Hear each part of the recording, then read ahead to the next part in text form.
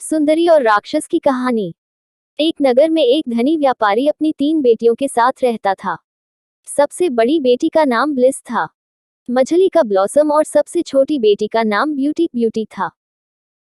पत्नी की मृत्यु के बाद से बेटियों की देखभाल की सारी जिम्मेदारी उसने खुद ही संभाली थी।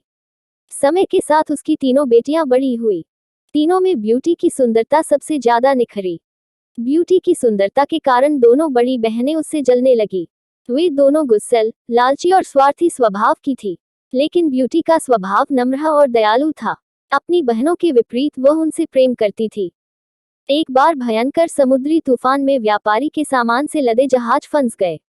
कई जहाज समुद्र में डूब गए, कई लापता हो गए।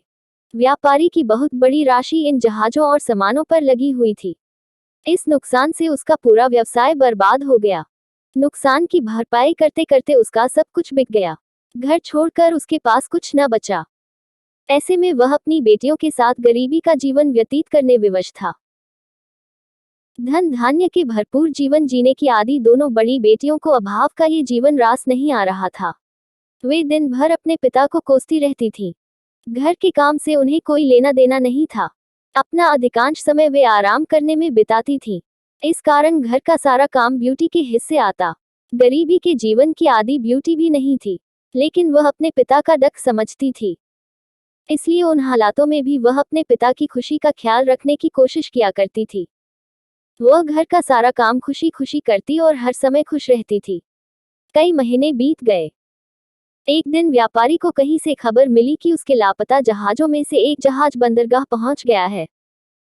इस खबर को सुनकर व्यापारी खुश हो गया और बंदरगाह जाने की तैयारी करने लगा। बंदरगाह रवाना होने के पहले व्यापारी ने अपनी बेटियों से पूछा कि वापसी में वह उनके लिए क्या लेकर आए। दोनों बड़ी बेटियों ने कपड़े, जूते, आभूषण और ऐसी ही अन्य चीजों की सूची बनाकर उसे दे दी। जब ब्यूटी की बारी आई तो वह बोली, पिताजी, आप मेरे लिए एक सुंदर लाल गुलाब का फूल लेकर आना। व्यापारी बंदरगाह जाने के लिए रवाना हो गया। लंबी यात्रा कर जब वह बंदरगाह पहुंचा तो बहुत निराश हुआ। उसका जहाज टूट चुका था। उस पर लदा पूरा सामान नष्ट हो गया था। अब वह क्या करता? खाली हाथ घर लौटने लगा। वापस लौटते लौटते रात हो गई थी। रास्ते में एक घना जंगल पड़ता था। व्यापारी जल्दी से वह जंगल पार कर लेने की कोशिश में था, लेकिन वह अचानक शुरू हुए आंधी तूफान में फंस गया। आगे का सफर जारी रख पाना अब संभव नहीं था। वह कोई ठिकाना ढूंढने लगा ताकि वहां रात बिता सके। जंगल में इधर उधर भटकने के बाद उसे एक जगह रोशनी नजर आई। वह रोशनी की दिशा में चलने लगा। पास पहुंचने पर उसने देखा कि वह रोशनी एक महल से आ रही है। रात गुजारने के लिए आश्रय की उम्मीद में वह महल के दरवाजे पर पहुंचा। महल का दरवाजा खुला हुआ है। उसने दरवाजे से ही आवाज लगाई, कोई है, कोई है। लेकिन महल के भीतर से कोई बाहर नहीं आया। कुछ देर इंतजार करने के बाद वह अंदर चला गया। वह महल शानदार था। वहां सभी चीजें करीने से सजी हुई थी। व्यापारी ने फिर से आवाज लगाई, लेकिन इस बार भी कोई नहीं आया। यह व्यापारी को कुछ विचित्र लगा। वह महल में घूमने लगा कि कहीं कोई उसे दिखाई पड़ जाए, लेकिन पूरा महल सूना पड़ा था। एक कमरे में उसे खाने की मेज दिखाई पड़ी, जो लजीज पकवानों से सजी हुई थी। दिन भर की यात्रा के बाद अब व्यापारी को जोरों की भूख लगाई थी। उसने मेज पर रखा खाना खाया और उसके बाद एक कमरे में जाकर सो गया। रात में उसे गहरी नींद आई। सुबह सूरज की रोशनी आंखों में पड़ी, तब उसकी नींद खुली। नींद खुलने पर उसकी नजर बिस्तर के किनारे पर पड़ी, जहां नए कपड़े रखे हुए थे। नहाकर तरोताजा होकर उसने वे कपड़े पहन लिए। अब वह वापस घर के लिए रवाना होने तैयार था। मौसम भी साफ हो चुका था, इसलिए कोई परेशानी न थी। खाने की मेज पर उसे गर्मा गर्म नाश्ता तैयार मिला। पेट भरकर नाश्ता करने के बाद वह महल के बाहर निकल आया। महल के बाहर एक खूबसूरत बगीचा था, जिसमें रंग बिरंगे फूल खिले थे। उनमें गुलाब के फूल भी थे। गुलाब के फूल देख व्यापारी को अपनी बेटी ब्यूटी की याद आ गई, जिसने उससे लाल गुलाब का फूल लाने की गुजारिश की थी। उसने सोचा कि दोनों बड़ी बेटियों की इच्छा तो मैं पूरी नहीं कर सका, कम से कम ब्यूटी की इच्छा तो पूरी कर ही सकता हूँ। यह सोचकर उसने लाल रंग के गुलाब को तोड़ने के लिए अपना हाथ बढ़ाया, लेकिन तभी एक भयानक हंसी की आवाज ने उसे डरा दिया। वह हंसी एक राक्षस बीस्ट की थी, जो बड़ा भयानक था। उसकी आंखें जलते अंगारों सी लाल थी। वह बहुत क्रोधित दिखाई पड़ रहा था। व्यापारी पर चिल्लाते हुए वह बोला, दुष्ट आदमी, मैंने तुम्हें अपने महल में आसरा दिया, स्वादिष्ट भोजन से तेरी भूख मिटाई, मुलायम और नर्म बिस्तर पर तेरे सोने की व्यवस्था की, नए शानदार कपड़े पहनने को दिए। इस सब के बदले तूने क्या किया? मेरा एहसान मानने की जगह तू मेरे बगीचे से फूल चुरा रहा है। मैं तुझे मार डालूंगा। व्यापारी डर के मारे कांपने लगा। वह राक्षस से क्षमा याचना करते हुए बोला, मुझे क्षमा कर दो। मैं यह गुलाब अपनी बेटी के लिए तोड़ रहा था। उसने मुझसे लाल गुलाब का फूल लाने को कहा था। मैं बस उसकी इच्छा पूरी करना चाहता था। मेरी जान मत लो। तुम जो चाहोगे मैं करने को तैयार हूँ। व्यापारी की बात सुनकर राक्षस बीस्ट बोला, ठीक है, मैं तुम्हें नहीं मारूंगा, लेकिन मेरी एक शर्त है। अपनी जिस बेटी के लिए तुम मेरे बाग से गुलाब तोड़ रहे हो, तुम उसे मेरे पास लेकर आओगे। उस समय राक्षस से पीछा छुड़ाने व्यापारी ने वह बात मान ली। राक्षस से उसे अपने बाग से गुलाब तोड़ने की इजाजत दे दी। एक लाल गुलाब का फूल लेकर व्यापारी वहां से अपने घर के लिए रवाना हो गया। जब वह घर पहुंचा तब भी बहुत घबराया और डरा हुआ था। उसने ब्यूटी को महल और राक्षस की बात बता दी। पूरी बात जानने के बाद ब्यूटी बोली, पिताजी, आपकी जान बचाने के लिए मैं अपनी जान भी कुर्बान करने को तैयार हूँ। आप मुझे उस राक्षस के पास छोड़ दीजिए।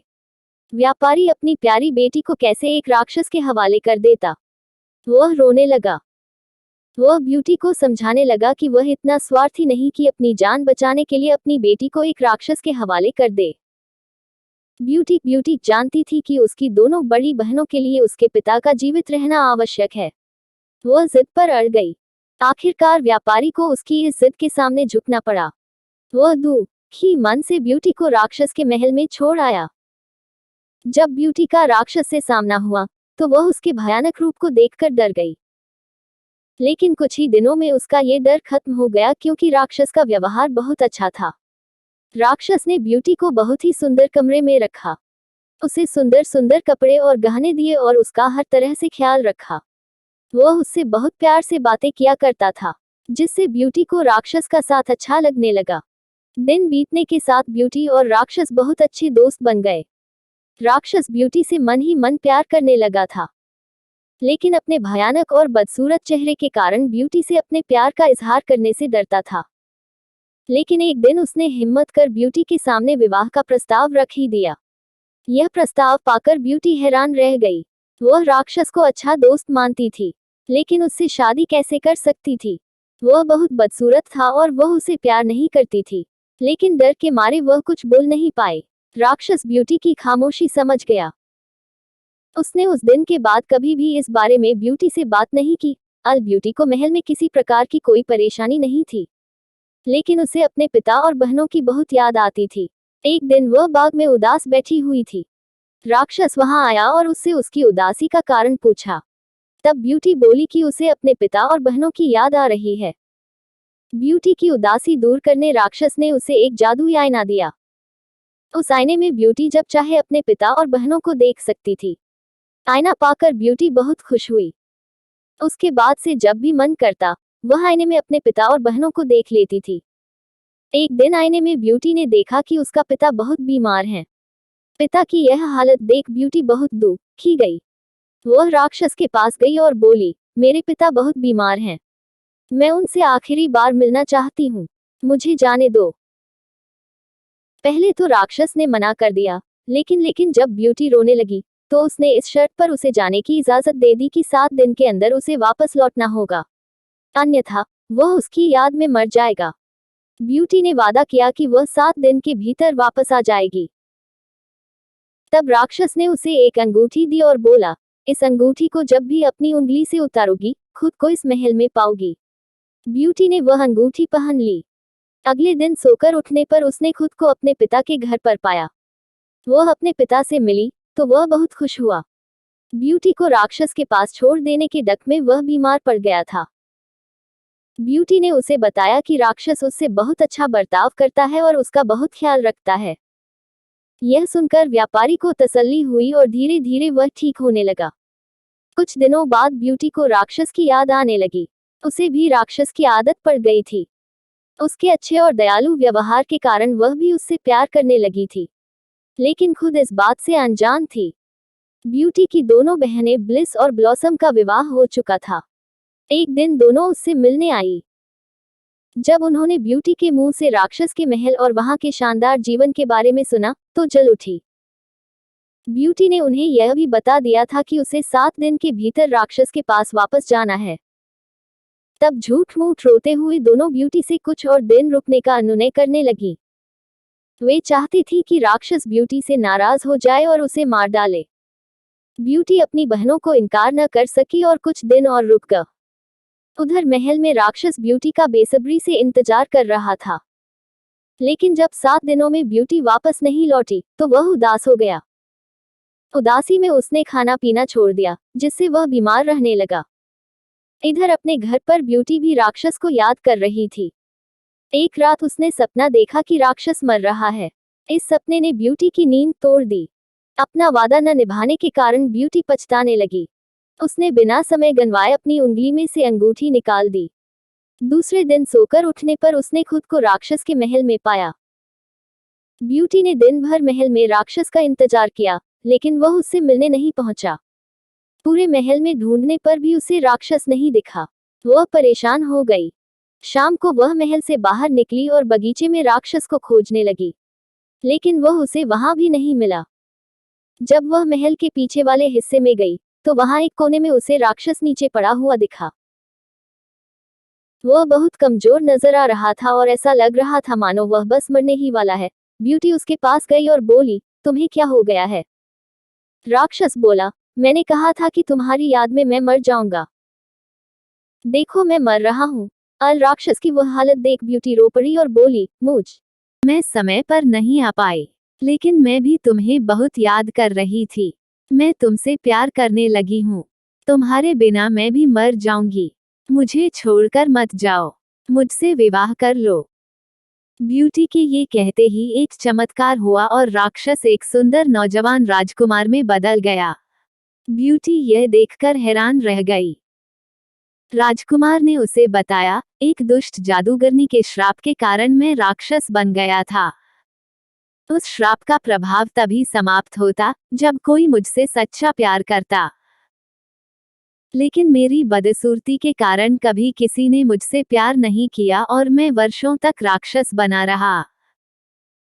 आज तुम्हारे सच्चे प्यार के कारण वह श्राप समाप्त हो सका है और मैं वापस अपने असली रूप में आ सका हूँ।